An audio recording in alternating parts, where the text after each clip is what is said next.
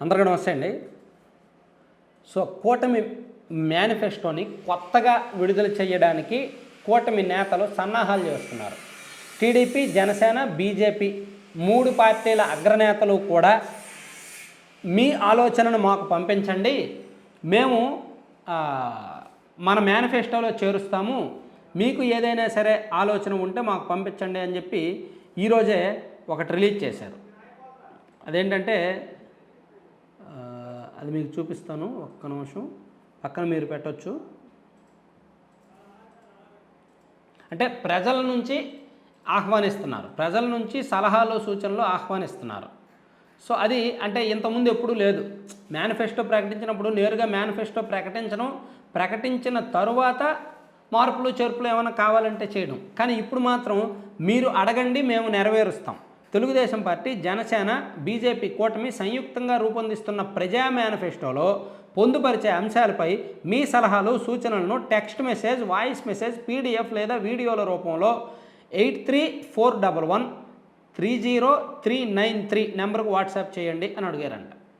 So అంటే ప్రజల నుంచి ఆహ్వానిస్తున్నారు, ఎలా ఉంటే బాగుంటుంది అని. మంచి ప్రయోగమే, కొత్త ప్రయోగమే. మీకు కూడా ఎవరికైనా ఇంట్రెస్ట్ ఉంటే ఆ నెంబర్కి పంపించండి. మీకు పక్కన స్క్రీన్ షాట్ పెడుతున్నా, పంపించండి. యాక్చువల్లీ మీకు గుర్తుందో లేదో, 2019 ఎన్నికలకు ముందు వైసీపీ కూడా ఇలాగే చేశారు. 2019 ఎన్నికలకు ముందు జగన్మోహన్ రెడ్డి గారు 2017లో అనుకుంటా, 2017 అక్టోబర్లో తాడేపల్లి దగ్గర మంగళగిరిలో మీటింగ్ పెట్టారు. ఆ పార్టీ ప్లేనరీ సమావేశం పెట్టారు. ప్లేనరీ పెట్టిన తర్వాత ఆ ప్లేనరీ వేదికగా నవరత్నాలను ప్రకటించారు. ప్రశాంత్ కిషోర్ గారిని పరిచయం చేసి నవరత్నాలను ప్రకటించారు. నవరత్నాలను ప్రకటన చేసి పాదయాత్ర ప్రారంభించారు. పాదయాత్ర చేస్తూ పాదయాత్ర మధ్యలో ఈ నవరత్నాల్లో ఏమైనా మార్పులు చేర్పులు కావాలంటే నన్ను అడగండి, ఇదిగో మా నెంబర్ ఇది, మీరు సూచనలు సలహాలు ఇవ్వండి, ఈ నవరత్నాల్లో మార్పులు చేస్తాం అని అప్పుడు 2019 ఎన్నికలకు ముందు వైసీపీ వాళ్ళు కూడా అడిగారు. కాకపోతే వాళ్ళు ఏంటంటే మేనిఫెస్టో ప్రకటించిన తర్వాత మార్పులు చేర్పులు అడిగారు. వీరు మేనిఫెస్టోకి ముందే మార్పులు చేర్పులు సూచనలు సలహాలు ఇవ్వండి అని అడుగుతున్నారనమాట. అయితే వీళ్ళు నిజంగా నెరవేరుస్తారా లేదా ఇప్పుడు ఇలా ఓపెన్గా అడిగారంటే లక్షలాది మెసేజ్లు వెళ్తాయి. తెలుగుదేశం పార్టీ కార్యకర్తలు లక్షలాది మంది ఉన్నారు, వాళ్ళు చాలామంది పంపిస్తారు. అవన్నీ కూడా వాళ్ళు చూస్తారని నమ్మకం ఏముంది. కాకపోతే మేబీ వ్యాలిడ్గా 1, 2 తీసుకుంటారేమో. సో మనం రాజకీయాల్లో జవాబుదారీతనం పెరగాలి, పాలనలో పారదర్శకత కావాలి, ఇదే మనకు కావాల్సింది. ఉచిత నన్ను అడిగితే నేను ఉచితాలు వద్దనే అంట. నన్ను అడిగితే నేను ఉచిత పథకాలు ఏమైనా ఉంటే మీ మేనిఫెస్టోలో పెట్టొద్దు అంట. కానీ ఆల్రెడీ ఉచితాలు పెట్టేశారుగా. తల్లికి వందనం పెట్టారు, ఉచిత ఆర్టీసీ బస్సు ప్రయాణం పెట్టారు, అన్నీ ఉచితాలు పెట్టేశారు. పెన్షన్ పెంచారు, అది పెంచారు, ఇది పెంచారు, అన్నీ పెంచేస్తున్నారు. ఇంకా నేను చెప్పాలంటే ఇంకా నేను బోల్డ్ చెప్తా, ఉచితాలకు సంబంధం లేకుండా. సాగునీటి ప్రాజెక్టులు పూర్తి చేయండి, పోలవరం పూర్తి చేయండి, వెలుగొండకు పూర్తిగా నీళ్ళు ఇవ్వండి. సాగునీటి ప్రాజెక్టులు నీళ్ళు ఇచ్చే వరకు, పూర్తయ్యే వరకు ఆయకట్టు ప్రాంత రైతులకు ఎకరానికి 10,000 చొప్పున పరిహారం ఇవ్వండి. అప్పుడు రెస్పాన్సిబిలిటీ పెరుగుద్ది. వామ్మో, ప్రాజెక్టు పూర్తి చేయాలి, లేకపోతే రైతులకు డబ్బులు ఇవ్వాల్సి వస్తుంది. ఎందుకంటే నీటి ప్రాజెక్టులు పూర్తి అవ్వకపోతే ఆయకట్టు పరిధిలో రైతులు పంటను కోల్పోతున్నట్టే కదా, ఉత్పత్తి కోల్పోతున్నట్టే కదా. సో మేనిఫెస్టోలో ఆ పాయింట్ పెట్టాలి. ప్రాజెక్టు సకాలంలో పూర్తి చేస్తాం. పోలవరం ప్రాజెక్టు 2024 డిసెంబర్కి పూర్తి చేస్తాం. పూర్తి చేయలేకపోతే పూర్తయ్యే వరకు రైతులకు ఆయకట్టు పరిధిలో రైతులకు ఎకరానికి 10,000 ఇస్తాం సంవత్సరానికి అని చెప్పగలరా? అలా చేయడం వలన బాధ్యత పెరుగుద్ది, భయం పెరుగుద్ది, జవాబుదారీతనం ఉంటుంది. అలాగే మన రాష్ట్రంలో నిరుద్యోగం ఎక్కువగా ఉంది. అలాగే మహిళలు, గృహిణులు కూడా చదువుకున్న వాళ్ళు ఖాళీగా ఇళ్లలో ఉంటున్నారు. సో అటువంటి తగ్గించాలంటే, ఇంటింటికి కూడా సంపాదన పెరగాలంటే కుటీర పరిశ్రమలు ఏర్పాటు చేయొచ్చు. అది కూడా మంచి ఆలోచన అవుతుంది. అంటే ఇప్పుడు చైనాలో చూడండి, ఈవెన్ పిన్నీసులు, సెంపిన్నీలు లాంటి చిన్న చిన్న ఐటమ్స్ కూడా చైనా నుంచి మనం ఇంపోర్ట్ చేసుకుంటాం. మనమే కాదు, చాలా చుట్టుపక్కల ఉన్న చాలా దేశాలు చైనా నుంచి దిగుమతి చేసుకుంటారు. ఆ పరిస్థితి ఎందుకు వచ్చింది అనుకుంటున్నారు? చైనాలో ప్రతి ఇంటికి ఒక పరిశ్రమ ఉంటుంది, కుటీర పరిశ్రమ ఉంటుంది. ప్రతి ఇంట్లో కూడా వాళ్ళు ఏదో ఒకటి తయారు చేస్తారు. ఎందుకంటే అక్కడ జనాభా ఎక్కువ కాబట్టి వాళ్ళ జీవన శైలికి తగ్గట్టు ఎవరి మీదో ఏదో కంపెనీ వస్తుంది, పెట్టుబడులు పెడతారు, మాకు ఉద్యోగాలు ఇస్తారు అని వాళ్ళు ఎదురు చూడరు. ఏదో ఒక చిన్నపాటి పరిశ్రమ అయినా పెట్టుకొని ఉత్పత్తి చేస్తారు. ఆ ఉత్పత్తి చేసింది ఎక్కడో అమ్ముతారనమాట. సో అట్లా ఎక్స్పోర్ట్ చేస్తూ ఉంటారు. అలాగే మనం కూడా అటువంటి ప్రయోగాలు చేయొచ్చు. మన దగ్గర లభించే ముడిసరుకు ఆధారంగా మన దగ్గర వనరులు కొదవలేదు.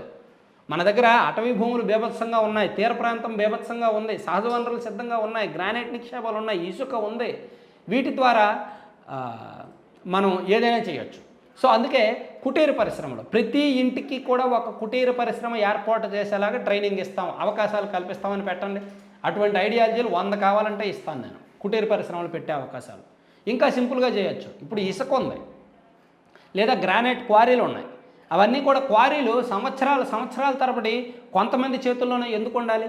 100 కోట్లు వాళ్ళు సంపాదించారుగా, అది లీజ్ మార్చేయచ్చుగా. ఇప్పుడు క్వారీలు ఉన్నాయి, లీజులు 100 కోట్ల ఆస్తులు సంపాదించుకున్నారు గత 20 సంవత్సరాలుగా క్వారీలు చేసి. అది మార్చేసి నిరుద్యోగ యువతకు ఏపీఎండిసి ఆధ్వర్యంలో, ఆంధ్రప్రదేశ్ మైనింగ్ డెవలప్మెంట్ కార్పొరేషన్ ఆధ్వర్యంలో నిరుద్యోగ యువతను ఒక 50 మందినో 100 మందినో ఒక గ్రూప్గా ఫామ్ చేసి వాళ్ళకి ఆ క్వారీ నిర్వహణ బాధ్యత ఇవ్వచ్చుగా. అందులో వచ్చిన లాభాలు ప్రభుత్వం కొంత తీసుకొని మిగిలిన దాంతో వీళ్ళకి లాభం ఇవ్వచ్చుగా, డివిడెంట్లు ఇవ్వచ్చుగా. అలా కూడా చేయొచ్చు. అలాగే శాండ్లో కూడా చదువుకున్న యువతను భాగస్వాములుగా చేయొచ్చు. ఇలా భిన్నమైన ఆలోచనలు ఉన్నాయి. అంటే నా వరకు వస్తే నేను చెప్పాలంటే ఇటువంటివే చెప్తా. ఉచితాలు, ఆర్టీసీ బస్సు ఫ్రీ వద్దు, పెన్షన్లు వద్దు, అమ్మఒడి వద్దు, ఇవన్నీ వద్దని నేను చెప్తా.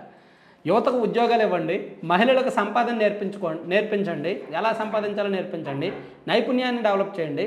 ప్రతి స్కూల్లో కూడా ఖచ్చితంగా లైటు, ఫ్యాను, బాత్రూము, ఇంటర్నెట్ సౌకర్యం పెట్టండి.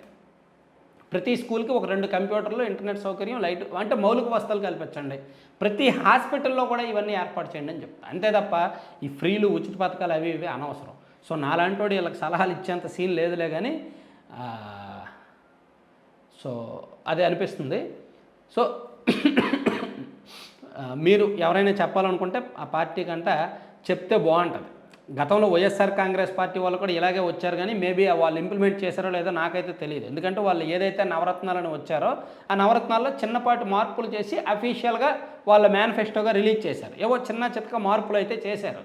ఆరోగ్యశ్రీలో విషయంలో కానీ, ఉద్యోగాల విషయంలో, మద్య నిషేధం విషయంలో, ఇళ్ల నిర్మాణం విషయంలో కొన్ని మార్పులు చేశారు. సో అది మేనిఫెస్టో సక్సెస్ అయింది. 2019 ఎన్నికల్లో వైసీపీ మేనిఫెస్టో సక్సెస్ అయింది. సో ఇప్పుడు వీళ్ళు ప్రజా మేనిఫెస్టోను రూపొందించాలంటే ప్రజల నుంచి వినతులు అందుకుంటే లక్షలాదిగా వస్తాయి. ఆ లక్షలాదిని వీళ్ళు ఎట్లా స్క్రూటినీ చేస్తారు, వాటిని పరిశీలించాలంటేనే ఒక 20 రోజులు 30 రోజులు పడుతుంది. ఈలోగా ఎన్నికలు పుణ్యకాలం కాస్త పూర్తయిపోద్ది. సో వీళ్ళు ఏంటంటే ప్రజల్ని అడిగారు అంతే, కానీ వాళ్ళ నుంచి ఫీడ్బ్యాక్ తీసుకుంటారని అవి పాటిస్తారని మనమైతే నమ్మలేం. Thank you.